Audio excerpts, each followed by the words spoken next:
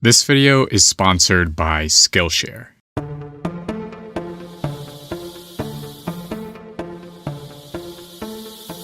Curries, burgers, sushi, pizzas, tortillas. As a species, food is central not only to our survival, but also to our cultures.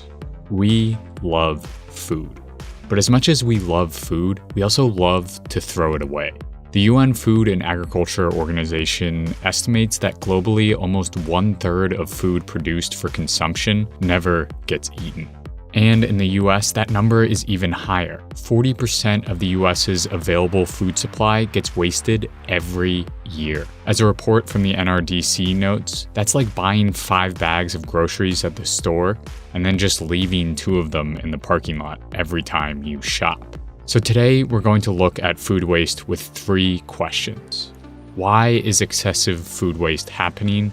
What are its environmental consequences? And how can we fix it? If all the food currently getting thrown in the landfill every year was instead diverted into meals for those in need, we'd be able to feed as many as 1.8 billion people. On top of that, food waste has been estimated to be responsible for roughly 8% of global emissions.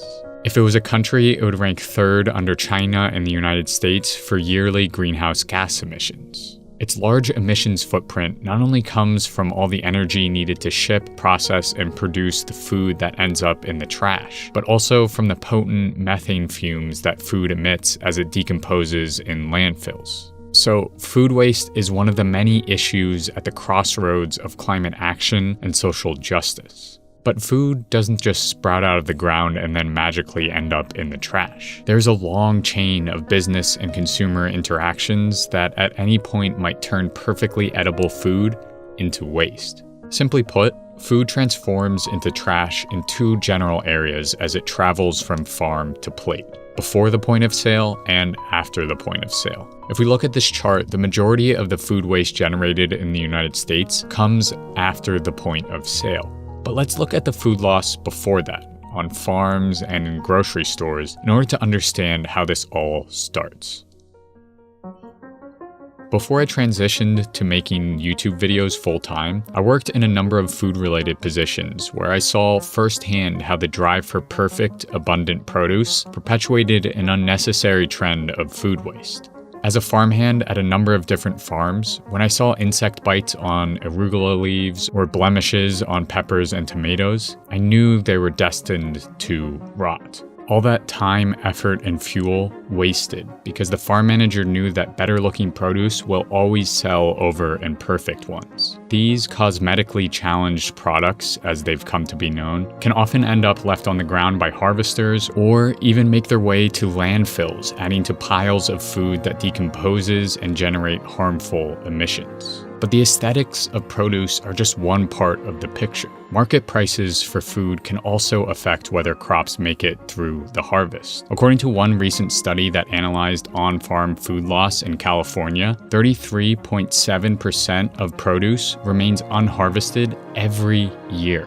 That's the equivalent of growing 300 acres of cantaloupe and leaving 100 acres of it to decay in the fields, which, according to an article from Civil Eats, is exactly what happened to 6th-generation farmer Canon Michael. Michael couldn't justify paying workers to pick the cantaloupe because the cost of labor, packing, and shipping would have been more than the price he could get for the fruit.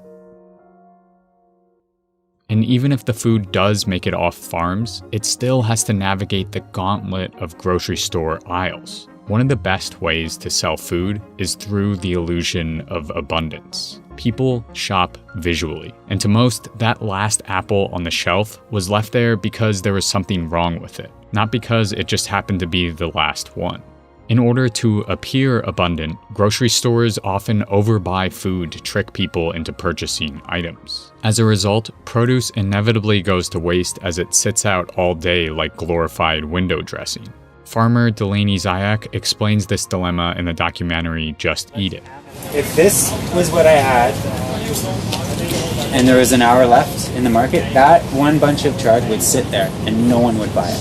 But if I had 30 bunches of chard all like bursting out, I'd probably sell like 25 of those bunches of chard. So what does that say? Like People are totally impulse shopping. So, at the grocery store and farmers markets, vendors face an uphill battle against the old saying, pile it high and watch it fly. They need to produce an excess of food to sell their goods, but that excess can at times lead to more waste.